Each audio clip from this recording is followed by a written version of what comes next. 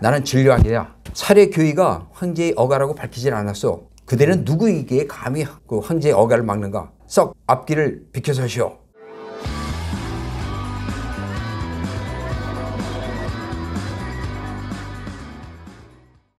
반갑습니다. 정사영웅삼국지 강영원 신현철입니다. 지난 편에서는 십상시의 난으로 소지와 진료왕이 강변에 버려져 우여곡절 끝에 볏집단 속에서 새벽을 맞았다고 했죠. 그랬죠. 그때 이제 최희가 볏집단 속에서 자고 있는 소지와 진료왕을 불러 깨우죠.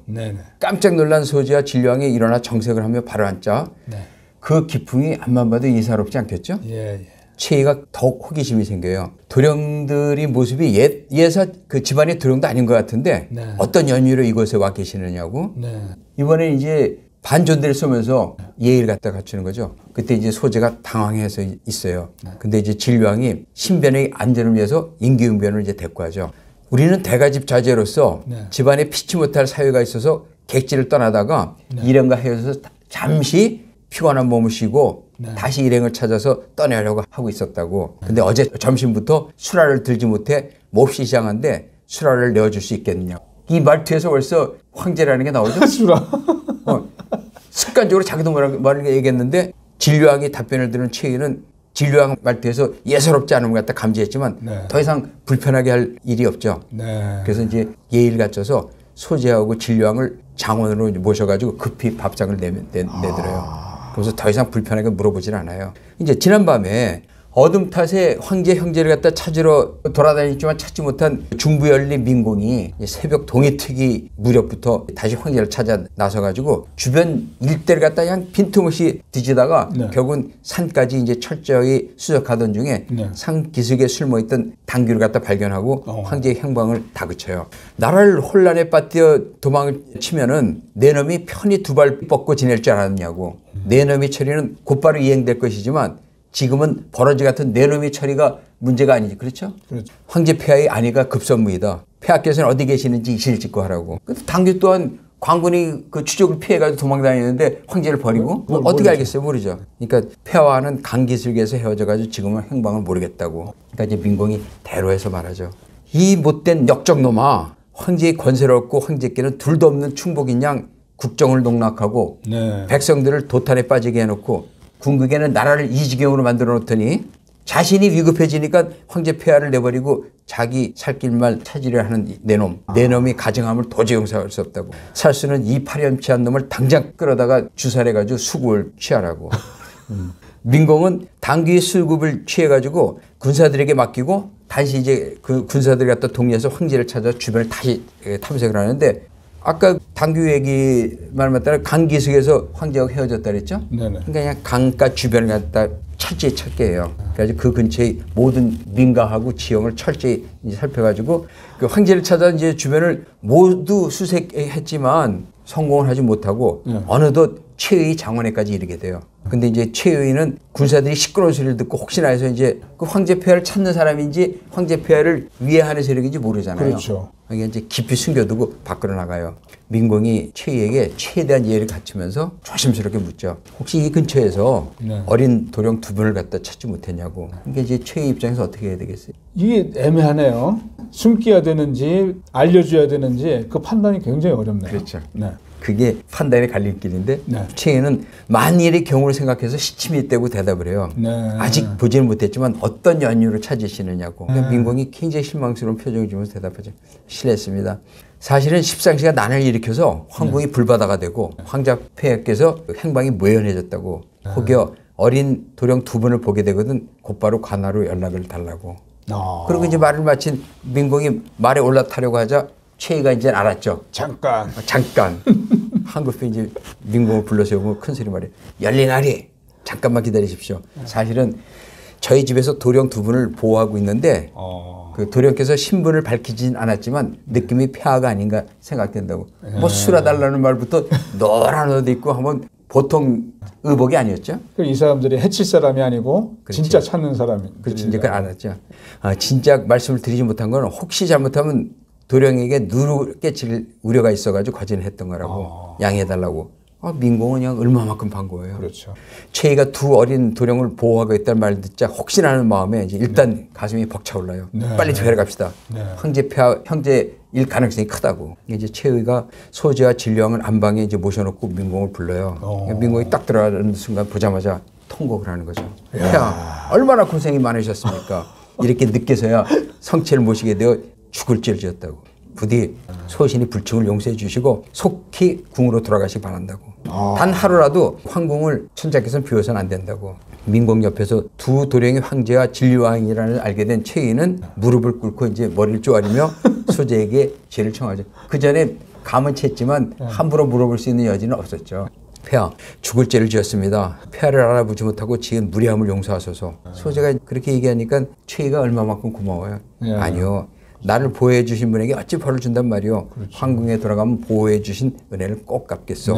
이제 소재는 민공에게 황궁으로 돌아갈 채비를 갖다 치리라고 하죠. 민공이 황궁으로 돌아갈 준비를 마칠 때 최희가 자기 집에 있는 그 술에 지붕이 당연히 없겠죠. 그리고 말 한 마리를 끌고 와서 이제 소재에게 바쳐요. 소재는 최희가 내어준 지붕 없는 수레를 타고 진료왕과 함께 궁궐을 향해 이제 출발하죠. 소재가 최희 장원을 떠난 지 한참 지나서 북망산, 낙양 근처에 북망산이다 그랬죠. 근처에 도착했을 때 사도 왕년, 태의 양표, 사례교의 원소, 그 좌군교의 순우경, 우군교의 조맹, 후군교의 포신 등의 무리 등이 이제 소재를 갖다 영접하기에 말을 몰라 와요. 이제 민공이 황제 폐하를 만났다고 그냥 전령을 급히 보냈겠죠. 그러니까 이제 뭐라고 왔어요. 이들이 이제 황제를 영접한 후에 수백 명이 이제 무리를 이루고 낙양을 향해 이제 급히 말을 달릴 때 반대편 언덕 저 너머에서 무수한 깃발을 갖다가 든 대군이 뿌연 연기를 갖다 일으키면서 소재의 행렬을 위해 다가와요. 어떤 현상일 것 같아요? 적군이에요, 아군이에요? 아군이겠죠. 동탁 아닙니까? 동탁? 그 소재를 비롯한 진료왕과 수행하던 대신 군사들이 잔뜩 긴장해가지고 미리를 갖다 쳐다보고 행보를 멈추죠.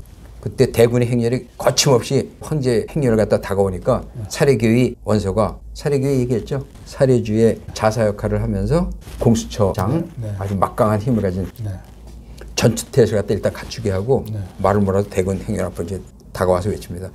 행보를 멈춰라. 그대들은 어디서 오는 군사들인가? 대군을 지휘하는 지휘관은 대꾸도 하지 않고 군사 대열을 갖다 좌우로 가르라고 그래요.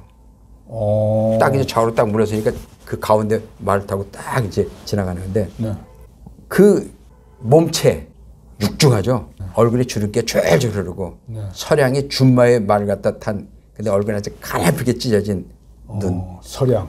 그렇죠. 그 눈에는 아주 그냥 그 날카로움과 예리함을 갖다 내뿜어가지고 사람들이 갖다 압도하고 있었어요. 근데 원소는 동탁을 알잖아요. 그러니까 자세히 쳐다보더니 큰 소리로 했죠. 동탁 장군에서 어인 연유냐고. 황군 농민군 기회 때도 받고 막 이래 하니까 서로 알잖아요. 이 행렬은 황제 폐하의 행렬입니다. 그리고 이제 빨리 이제 협조하라는 뜻으로 얘기했는데 동탁은 원소의 말에는 아랑곳하지 않아요. 황제 폐하께서 어디 계시냐고. 이제 뭐 아주 그냥 자기 대군이라고요. 소재가 두려움에 떨면서 몸을 뒤로 빼는데 황제의 어가 뒤편에 있던 진료왕 유협이 앞으로 나서면서 그 동탁에게 당차고 준엄한 질책을 가해요. 나는 진료왕이야. 사례 교의가 황제의 어가라고 밝히질 않았어. 그대는 누구에게 감히 그 황제의 어가를 막는가? 썩 앞길을 비켜서시오. 아주 어린 8살, 9살 뿐이 안 된 진료왕이 대단하죠. 예기치 않던 질책이 움찔해진 동탁이 황급히 말에서 내려가지고 황제의 어가 앞에 다가서면서 대답해요. 전 장군 겸 병주목 동탁이옵니다. 병주목은 황제 어가를 호위하러 왔는가? 아니면 겁박하러 왔는가? 대단하죠. 9살. 8살, 9살, 그죠? 8살, 8살이 넘어서 9살. 이거는 현대 시대의 그 어린 아이들이 이 정도의 기풍이 생길까요? 근데 이거는 그 현대냐 과거냐 이 문제를 떠나서 그 자리가 사람을 말하는 것 같아요. 어렸을 때부터 그 황제학, 제왕학, 제왕론 같은 걸 배운 그 품위가 아닌가 생각해요. 교육을 그렇죠. 시겠죠. 그런 데에다가 또 품성 자체도 그 똑같은 소재하고 진료왕이 그 제왕론 같은 거 다 제왕학 같은 거 다 공부했는데도 그 또 품성도 있겠지만 전혀 안 배운 것보다는 그 품성을 갖춘 사람에게 배웠을 때 그런 그 기풍이 나오는 것 같아요. 그러니까 그냥 깜짝 놀래요. 동탁이 예. 당황하는 거죠. 그렇게 기풍이 있을 줄 몰랐어요. 어린이들이. 당연히 황제폐하가 또 호위왔다 그런 얘기하니까 그렇다면 황제폐하께서 여기 계시는데 어찌 고개 숙여 황제폐하께 대한 예를 갖추지 않고 황제 어가의 앞을 갖다 가로막느냐고. 9살 어린 소년의 행위로는 믿겨지지 않을 정도의 영특한 대처와 간담, 써놓기 하는 위험이에요. 동탁은 황급히 왼편을 비켜서가지고 황제 어가를 향해 엎드려 절을 올려요. 그러니까 주변의 대신들과 장수, 병사들이 모두 진류왕의 의젓함과 대범함에 감탄하죠. 우여곡절 끝에 소재와 진류왕이 무사히 궁으로 돌아오자 노심초사 황제의 복귀를 기다리던 하태후 이 사람 그리고 각 대신들이 굉장히 기뻐하죠. 그렇죠. 하태후는 소재 진류왕을 언싸고 기쁨의 눈물을 흘려요. 이제 소재가 돌아온 후에 소재를 중심으로 하태후와 모든 대신 관료들이 합심해서 사태의 파장을 막고 황궁의 화재와 훼손으로 인한 잔해를 갖다 수습해가지고 외면적으로는 십상시의 난을 일으키기 이전의 상태로 돌아가지만 외형은 몰라도 내부는 골맞죠. 이제 순식간에 십상시 난이 수습되면서 외견상으로는 전국이 안정된 듯 했지만 십상시 난이 향후 한 황실에 끼친 영향은 지대했어요. 십상시 난이 일어난 이후로 한 황실은 향후 계속 전개되겠지만 중앙 집권 체제가 약화되고 지방 군벌들이 군웅할구하면서 한 나라가 분열돼요. 이민족의 세력에게는 흉노족, 오한족, 선비족들이 있었죠. 국가적인 기반을 잡아주는 그런 계기를 내어주고 이로 인해서 결국 100년이 지나가지고 삼국시대가 끝나고 그다음에 100년이 지난 후에는 이민족이 중심이 되어서 위진남북조 시대가 된다 그랬죠. 그래서 위진남북조로 인해서 중국이 400여 년 동안이나 5, 16국으로 분열되는 단초를 제공하는 계기가 이때 마련된 거예요. 13세.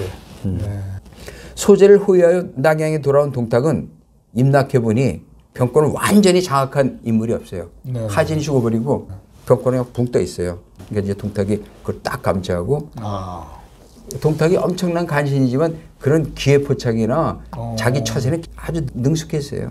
이유를 불러서 지금의 정세 분석과 향후 나아갈 방향이 뭐냐고 물어봐요. 그러면서 지금 낙양의 상황을 내가 살펴보니까 하진이 사라진 이후로는 군권이 정리가 안 돼가지고 조정도 불안정하다. 우리가 힘의 근역질을 우리 쪽으로 몰아오면 조정을 장악할 수 있을 것 같다고. 어떻게 생각하냐고. 옛날 이제 광주에서 일이 벌어졌을 때 그 신군부가 군권도 불안정하고 그때 정권을 딱 장악했을 때 그런 현상하고 비슷한 시기 같아요. 그러니까 이제 이유가 대답하죠. 네, 똑같은 생각을 했습니다. 병주목께서 허장성세를 통해서 쇠량궁사가 강세한 것을 갖다 보여주면 낙양 성안에서 달리 병마를 동원할 여력이 있는 대신들이 굳이 병주목하고 다투려고 하지 않을 거 아니냐고.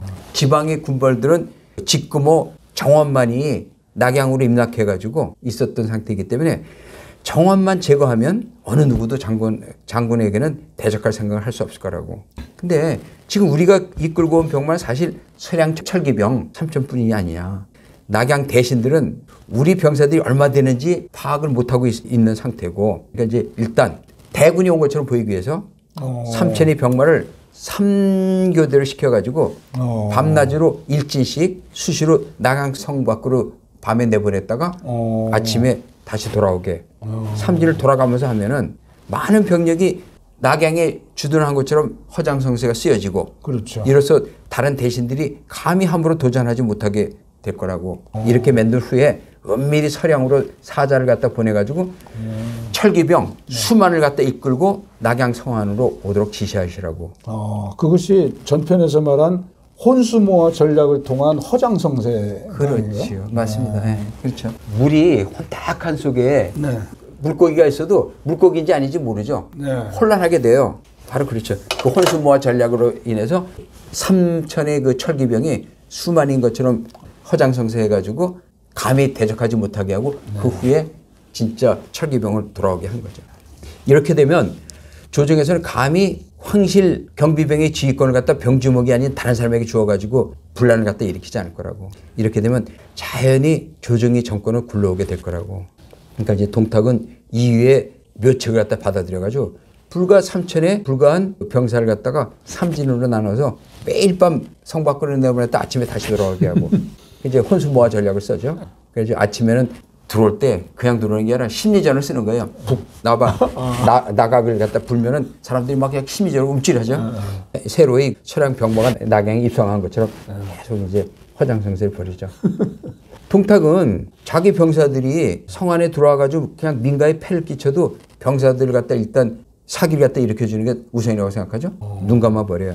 이거를 본 후근교의 포신이 방향무도한 동탁의 행태를 보고는 원소를 찾아가서 걱정스러운 얼굴을 말하죠. 동탁이 하는 행위를 보니까 분명히 이 사람은 문제를 일으킬 만한 위인이라고. 같이 힘을 합쳐서 동탁을 도모하자고. 그 원소는 포신의 말에 동감이 돼요. 그러면서도 행동으로 나설 생각이 없다는 듯이 입을 열죠. 아직 동탁의 군사가 얼마인지 정확하게 파악을 하지 못하고 있지 않소. 병법에 적을 알고 나를 알면 백전백승이나 했는데 이제 차분히 적의 군세를 파악한 후 움직여야 실수가 없을 것이요. 이렇게 얘기하는 거예요. 그러니까 이제 포신이 가장 믿었던 차리교의 원소가 뒤로 빠지니까 이번에는 사도 왕륜을 찾아가요. 똑같은 말을 해요. 근데 왕륜이 하는 얘기가 나는 사법관일 뿐이고 병마가 없으니 달리 어떤 방법이 없지 않소. 이렇게 이제 변명을 하죠. 아니, 왕륜이라면은 나중에 여포를 통해서 동탁을 제거한 인물 아닙니까? 근데 이번에는 포신의 제안에 동의를 안 하고. 그렇죠. 이제 그 당시 사실은 후일 여포하고 합류해가지고 동탁을 제거할 때는 정권을 전부 다 동탁에게 뺏겨가지고 자기는 유명무실한 사도로서 완전히 모든 정무의 잘못을 지가 뒤집었을 입장이 되다 보니까 이제 제거할 적이 있는데 이 당시에는 사실 동탁이 주변에 참모를 참 잘 뒀어요. 이유라는 참모. 딱 해가지고 군권을 잡으면 병권을 잡으면 결국 조정을 다 그 장하게 된다. 반객 위주 전략이죠. 맨 처음부터 딱 벽을 만들어 놓으면 반발이 돼가지고 장악하기 어렵지만 한 발짝 딱 들어놔서 객인 것처럼 들어가가지고 점진적으로 다 장악해버린다. 이런 식으로 해가지고 왕륜하고 협상을 하라고 그래요. 밀약. 그래서 동탁은 어차피 이제 병권은 지게 돼 있는 거고, 그다음에 왕륜한테 당신이 정무를 전부 다 책임지라고 이렇게 이제 권력을 분산시킨 건데, 이제 그때 그 당시 이제 왕륜은 그에 이제 넘어가가지고 결국은 정무를 자기가 맡게 된다고 생각하고 했던 건데 나중에 이제 보면 모든 걸 갖다 동탁이 다 휘어잡아 버리니까 그때부터 이제 내부적으로 당한 거고. 그렇죠. 그래가지고 제거해야 된다 생각했던 거예요. 이제 그 당시엔 그랬어요 상황이. 그 이제 조정에서 동탁에 대한 특별한 대안을 마련하지 못하고 이제 우왕좌왕했죠 결국. 서량이 철기병 수만이 이제 결국은 낙양성 밖에 당도해요. 낙양성 입성은 못하고 임랑해가지고 낙양성 주변에 딱 포진해요. 뭐 이제 뭐 동탁을 제압할 만한 힘이 어느 누구도 없죠. 포신은 원소뿐이 아니라 왕륜 그 외 조정 인사들에게 이런 한 걸 하자고 얘기했는데 그 사람들이 처신도 마음에 안 들었어요. 자기를 따르지 않고. 근데 자기가 한 행위가 결국은 동탁에게 알려지지 않겠나요? 오, 그럼 난리 나죠. 그렇죠. 그러니까 일족이 피해를 당할 걸 갖다 우려해가지고 일족을 전부 다 이끌고 자기 고향 태산군 평양으로 들어가요. 아, 도망간 겁니까? 네, 그렇죠. 그래가지고 만일의 경우 대비해가지고 사병을 육성해서 지방세를 갖다 이제 구축해요. 근데 성견지명이 있었던 거예요, 포신도. 결국은 이 사람들이 결국 나중에 그 동탁이 발호를 할 때 반동탁 연합군을 만드는 중심이 되죠. 그렇게 되는군요, 또. 여기서 이제 끝을 맺어야지 다음 편이 좀 궁금해지겠죠. 다 그렇게 연결이 되는군요. 네. 그 21편에서는 그 정권을 장악한 동탁의 발호에 대해서 사실을 갖다 입각좀 말씀드리겠습니다. 재밌겠습니다. 예, 감사합니다. 이로써 20편은 마무리 짓고 다음 편에서는 더욱 좋은 소재로서 찾아뵙겠습니다. 감사합니다.